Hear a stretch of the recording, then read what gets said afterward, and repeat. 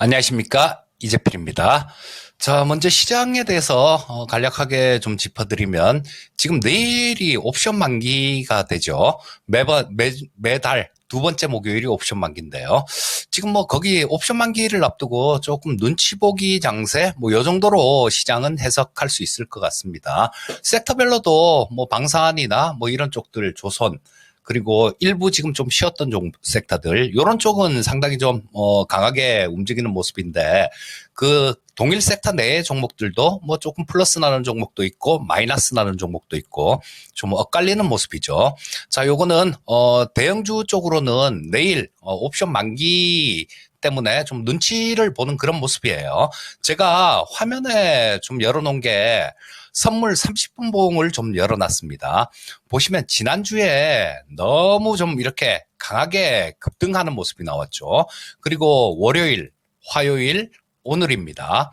자, 여기서 계속 옆으로 횡보하는 모습이 나옵니다. 자, 이게 왜 이런 현상이 나오냐면, 요 옵션 만기 그 주에 잘 나오는 모습들이에요. 여기서 이렇게 급등하면서 옵션의 시간 가치를 프리미엄이 많이 붙은 상태이기 때문에, 만기주 같은 경우는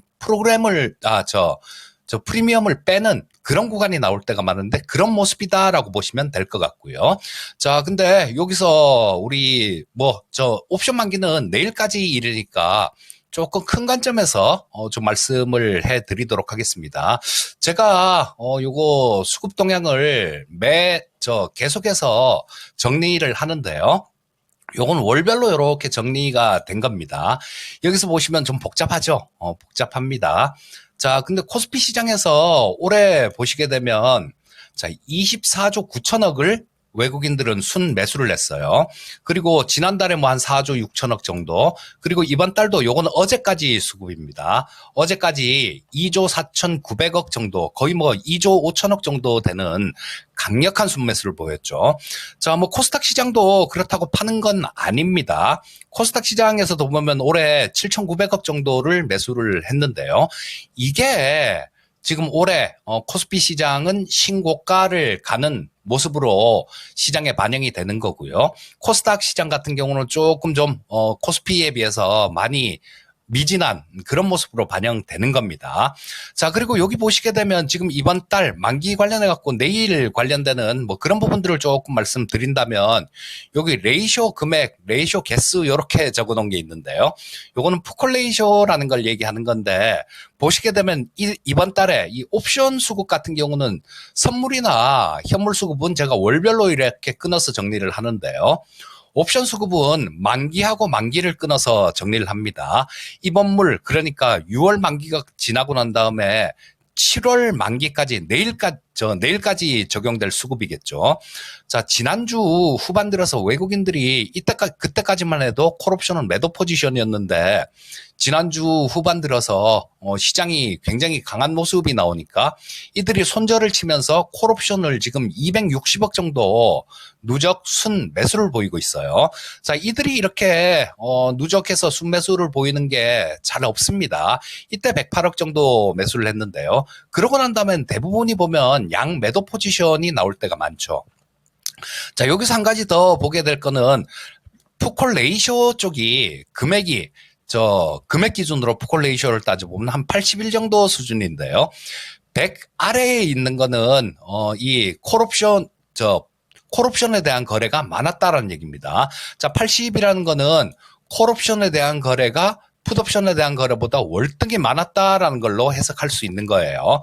거기다가 여기 보시게 되면 외국인들 260억 정도 아까 말씀드렸듯이 순 매수를 보였습니다.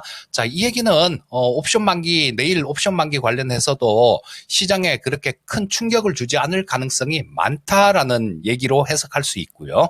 자, 요런 부분들을 조금 참고해서 보시면 될 거고, 우리 시청자님들께서도 이 HTS 요즘 너무 편해서 HTS를 딱 보면 다 이렇게 나오지만요. 요렇게 스스로도 요렇게 정리를 해보시면 아마 굉장히 좋은 그런 투자 아이디어를 얻을 때가 있을 겁니다. 물론 매일 굉장히 좋은 투자 아이디어를 주진 않아요. 하지만 결정적인 순간에 한 번씩 좀 좋은 그런 투자를 하실 수 있을 테니까 꼭 좀 정리를 해보십사 하고 말씀드리고 싶고요. 자, 그럼 결론은 그거죠. 전체 시장은 뭐 그렇게 크게 걱정할 거 없다. 그리고 코스피 시장이 지금 뭐 굉장히 많이 강하게 이렇게 올라왔는데 코스닥 시장 역시 마찬가지 어느 정도 키 맞추기 움직임들 요런 쪽은 나올 수 있다. 그리고 내일 옵션 만기 그렇게 크게 뭐 걱정할 것 없이 좀 자연스럽게 넘기면 되겠다. 요렇게 볼 수 있을 것 같습니다. 자, 뭐 일봉을 보면서 코스피 시장 저 정리를 하면요. 지금 22평선 자체가 워낙 강하게 올라오잖아요. 그리고 이 52주 신고가를 뚫고 그 위에서 움직이고 있습니다. 자, 이런 차트에서도 마찬가지 이거는 누가 봐도 의심할 바 없이 위쪽으로 이렇게 향하고 있는 차트입니다. 그러니까 주가가 좀 흔들리고 그런다고 두려워할 필요 없고 좀 빠지는 구간 그런 구간이 나오면 매수로 대응하시면 될 것 같습니다. 뭐 코스닥 시장도 어느 정도 키 맞추기가 될 것 같으니까 그 부분도 참고하시고요. 자, 섹터로 좀 넘어가겠습니다. 자, 오늘 처음 말씀드릴 섹터는 방산 섹터를 좀 말씀드리겠습니다. 자, 이 방산 섹터 지금 우크라이나 전쟁 터지면서 계속해서 좋다 이렇게 말씀드리는데 아직까지도 뭐 좋은 것 같습니다. 자, 지금 우리 크게 그런 부분들이 있어요. 지금 중동 쪽에서는 이스라엘하고 하마스하고 전쟁은 조금 그 휴전 협상 이런 것들도 진행되는 것 같은데 또 헤즈볼라가 툭 튀어나왔죠. 헤즈볼라 쪽하고는 이스라엘이 전쟁을 그만둘 생각이 없는 것 같습니다. 뭐 그렇다면 그쪽 중동 쪽도 지정학적 리스크 높아질 거고요. 또 지금 북한하고 김정은하고 푸틴하고 둘이 만나서 전에 없앴던 그런 조약 비슷한 자동으로 참전하고 막 이런 부분들 좀 얘기를 했었죠. 근데 여기에 대해서 우리나라는 굉장히 강경한 입장이에요. 우크라이나에 살상 무기를 제공할 수도 있다라고 얘기를 했죠. 그러고 난 다음에 지금은 그 정도 수준입니다. 러시아 니들이 하는 거 보고 무기의 종류는 결정될 수 있다라는 얘기를 했는데요. 이거 좀 무서운 얘기가 될 수도 있습니다. 자, 뭐 경우에 따라서는 우크라이나에 살상 무기를 지원할 수도 있다. 뭐 이런 얘기가 될 거고요. 그 대표적인 거는 지금 푸틴이 김정은한테 그렇게 살갑게 굴고 친하게 구는 이유는 하나입니다. 포탄이에요, 포탄. 지금 근데 우크라이나 같은 경우는 포탄이 없죠. 자, 우리나라가 지금 155mm 포탄도 굉장히 많이 보유하고 있고, 또 우리는 이제 거의 안 쓰는 105mm 포탄이 또 한 300만 발 넘게 우리는 보유하고 있습니다. 그리고 거기에 쓸 수 있는 풍익이라는 자주포도 있죠. 자, 요런 것들을 지원할 수도 있다란 얘기예요. 자, 그러면 러시아는 또 가만히 안 있을 거고, 북한은 또, 덩달아서 조금 나댈 가능성이 많습니다. 그러면 이 지정학적 리스크 같은 경우는 전체적으로 높아질 수 있어요. 그리고 또 더 염려되는 건 트럼프죠. 지금 바이든 대통령은 사퇴할 생각은 없어 보이고요. 신이 나한테 사퇴를 하라면 그때는 사퇴를 할지 몰라도 그전에는 없다라는 얘기를 하고 계신데요.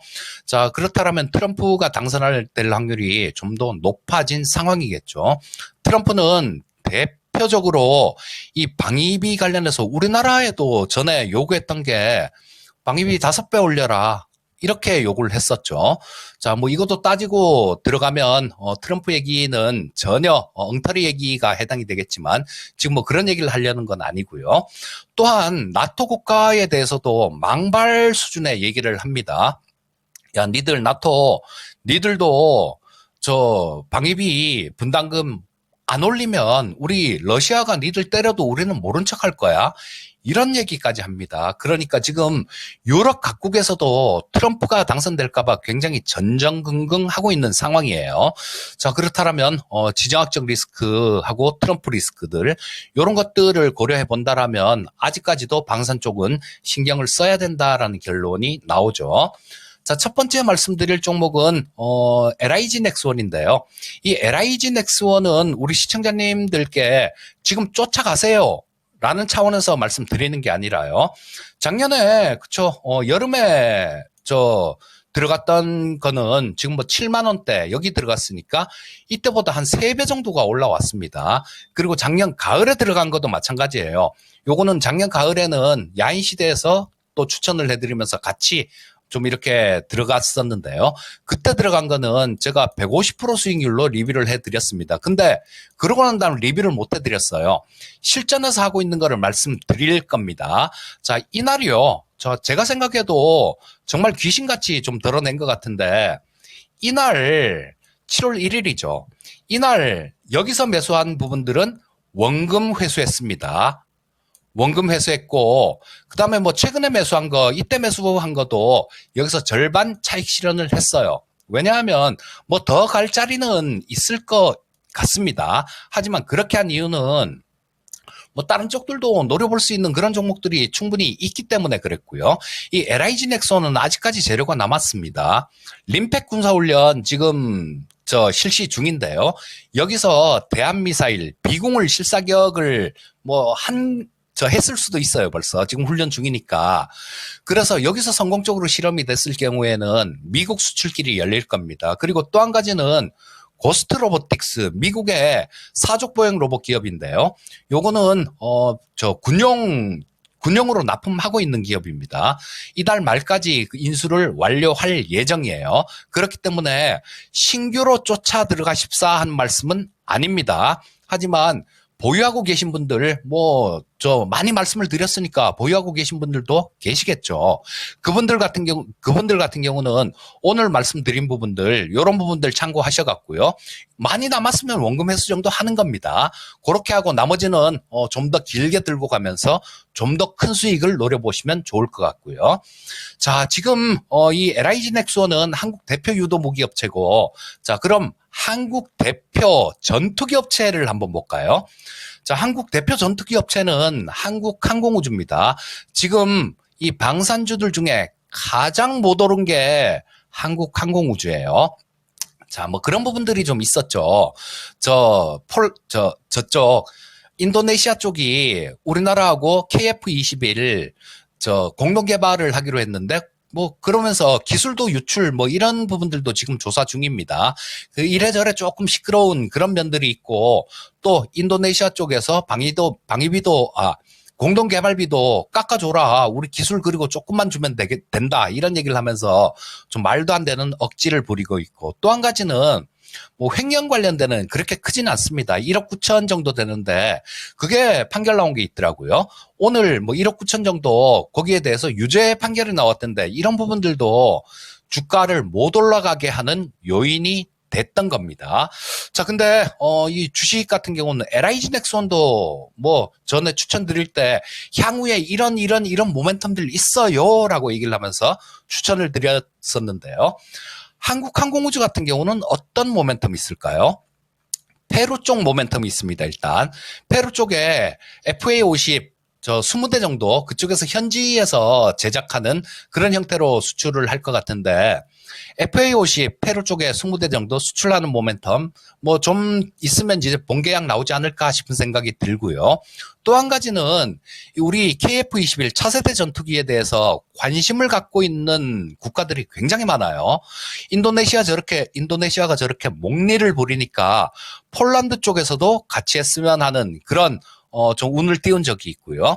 사우디아라비아 쪽에서도 우리 나중에 1차는 그렇다 치고 2차 개량형이죠. 그거부터는 우리도 참여했으면 좋겠다라는 그런 얘기를 사우디 쪽에서도 했습니다. 또 한 가지 페루에서 그런 얘기를 해요. 자, 우리 FA50 20대 수입하는 거 그거는 별도고 지금 페루 쪽도 지금 F-16을 사용하고 있는데 F-16보다 F-16은 개량을 많이 거쳐서 지금 4.5세대인데요. 한국항공우주에서 만드는 KF-21은 처음 만드는 게 4.5세대니까 이거는 5세대, 6세대까지도 진화할 수 있게끔 전투기 형체를 그렇게 만든 겁니다. 그래서 페루 쪽에서도 이런 부분에 대해서 상당히 많이 관심을 갖고 있어요. 그만큼 지금 우리나라에서도 양사안을 들어갔는데요. 그만큼 관심이 높다라는 거는 성능이 그만큼 좋다라는 얘기고, 이 부분은 향후에 KF-21을 완전히 우리나라에서 양산하고 난 다음에 수출길도 많이 열릴 수 있다는 걸 의미하는 겁니다. 또 한 가지는 이게 가장 큰 부분일 것 같은데요. 미국 해군에서 2018년도에 있었던 건 미국 공군에서 있었던 훈련기를 2018년에 입찰이 있었고요. 내년 정도가 아닐까 싶은 생각이 들어요. 자, 내년에 미국 해군에서 쓰는 군용기를 입찰이 있을 가능성이 많습니다. 대수는 대략 400대에서 500대 정도예요. 근데 이게 2018년도에는 보잉에서 이 부분을 따냈는데요. 워낙 가격도 후려치고 그러다 보니까 지금 제대로 만들질 못하고 납기도 못 지키고 결함도 많이 생기고 있습니다. 이런 부분들 고려해보면 한국항공우주는 로키드 마틴하고 컨소시엄을 형성해서 들어갈 텐데, 이런 부분들 고려해보면 내년 정도에는 모멘텀이 충분히 나올 수 있다라는 거예요. 주가 덜 올랐습니다. 거의 못 올랐어요. 앞서 말씀드렸던 그런 이유들 때문에. 자, 내년에 모멘텀들 나올 부분들 말씀을 드렸죠. 그렇다면 이 한국항공우주 같은 경우는 지금 많이 오른 종목들 이런 걸 쫓아갈 게 아니라 이런 쪽을 노리면 좀 더 좋지 않을까 싶은 생각이 듭니다. 시간이 많이 지났네요. 빨리 좀 해야 될 것 같습니다. 다음 섹터는 제약바이오 섹터를 좀 말씀드리겠습니다. 지금 어제 파월 의장의 청문회가 있었죠.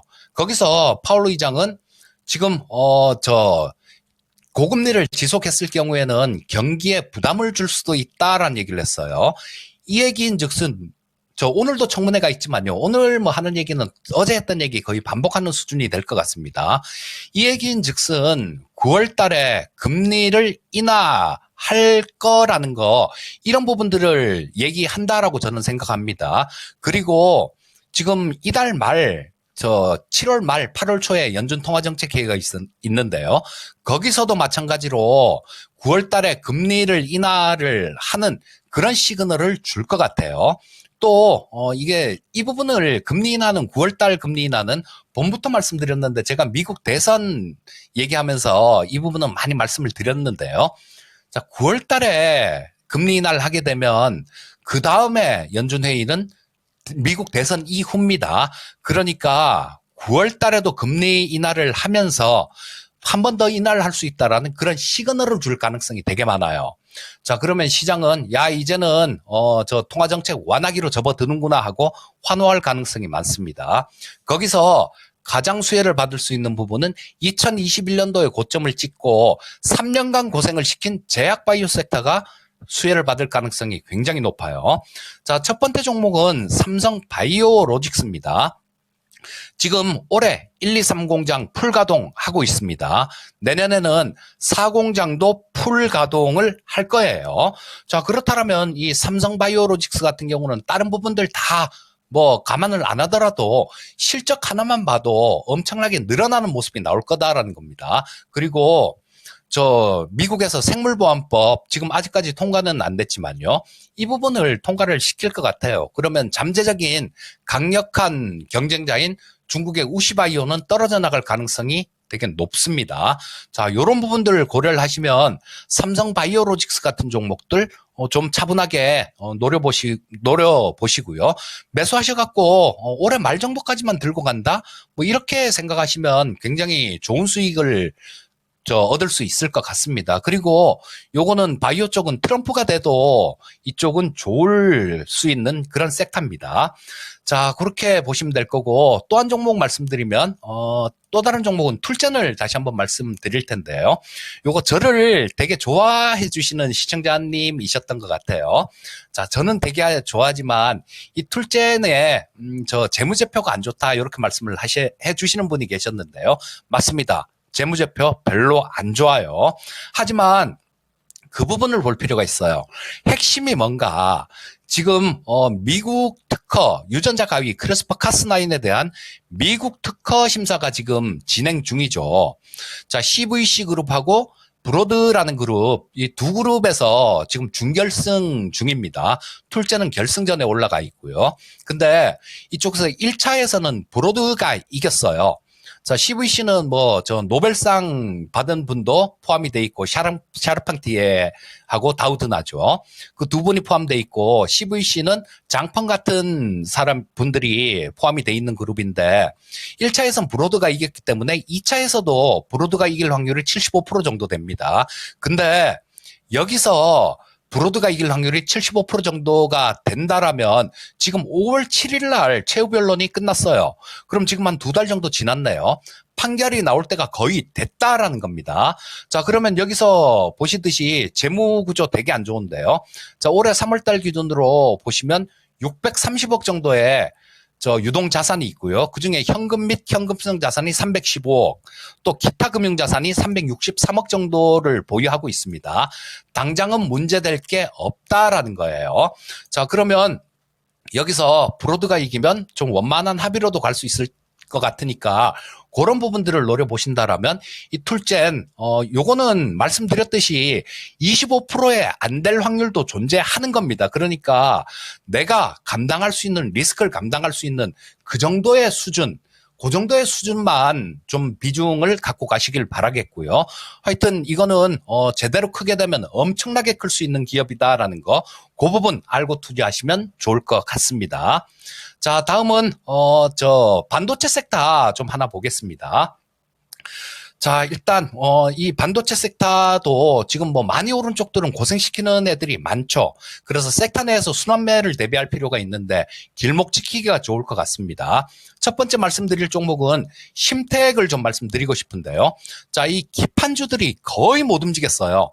다른 쪽들은 엄청나게 움직였지 않습니까? 뭐 오늘 보면 대덕전자가 좀 움직이고 뭐 심텍 같은 경우는 강보합, 코리아 서킷은 약보합 정도 돼 있는데요. 자, 이거 DDR5 관련되는 부분들이 지금 HBM이 아니라 삼성전자의 영업이익이 10조 4천억이 나왔잖아요. 기존의 D램들 이런 부분들이 매출이 굉장히 늘어났다라는 얘기입니다. 이런 부분들은 약간의 시차를 두고 기판 업체들 쪽으로 작용될 낙수 효과가 있을 가능성이 굉장히 높아요. 자, 오른 거 없고 심텍이나 이 기판 업체들 같은 경우는 지금 실적 예상치들 올해 내년 예상치들에 비해서 주가가 저렴한 수준이다라는 판단입니다. 쫓아가지 마시고요. 이렇게 좀 낮게 있는 종목들, 향후에 좋을 종목들, 이런 종목들을 좀 매수해서 기다린다라면 좀 더 편안한 매매가 될 수 있을 겁니다. 자, 첫 번째 심텍 말씀드렸고요. 두 번째 종목은 제우스를 말씀드리겠습니다. 자, 요거는 우리 대표적인 성장 섹터 로봇하고 그 다음에 세정 장비 같이 하는 기업입니다. 뭐 세정 장비도 마찬가지 아까 말씀드렸던 그 심텍이 좋았던 이유가 뭐 이제는 투자가 좀 더 본격적으로 이렇게 될 가능성이 많습니다. 자, 그럼 세정 장비에 대한 수요도 늘어날 거고요. 세정 장비는 HBM하고도 관련이 있으니까 잘 보시고요. 자, 협동 로봇 쪽에서 성장성을 찾고 있는 기업입니다. 굉장히 주가 자체가 올해 실적 예상치 대비해서 굉장히 저렴한 수준이다라는 생각이니까 이런 것들도 차분히 한번 노려보시면 좋겠습니다. 자, 마무리를 해야 되겠네요. 자, 오늘은 섹터별 순환매가 나오는 장세가 될 것 같은데 이제는 실적이 좋은 섹터에서 순환매가 나올 겁니다. 그러니까 실적 부분들 이런 부분들 꼭 좀 따져보시고 순환매 관점에서 좀 투자를 하시면 좋을 것 같고요. 여러분들 지금 오늘 나온 뉴스에 보니까 개인 투자자분들이 외국인들은 굉장히 올해 큰 수익인데 개인 투자자분들은 많이 잃었다라는 뉴스가 있더라고요. 스스로 변하지 않으면 바뀌는 게 없습니다. 시장에서 수익을 좀 이렇게 원하는 수익을 내시려면 스스로 나 자신을 바꿀 줄 알아야 됩니다. 어떻게 바꾸느냐? 지금 실적 발표 시즌이니까 실적이 되는 쪽들, 미래 성장 가치가 있는 쪽들 이런 쪽으로 관심을 갖고 종목별로 저점 매수를 한다라면 반드시 좋은 기회가 있을 겁니다. 자, 오늘은 이 정도까지 해야 되겠네요. 항상 성공 투자하시고요. 다음에 뵙겠습니다. 감사합니다.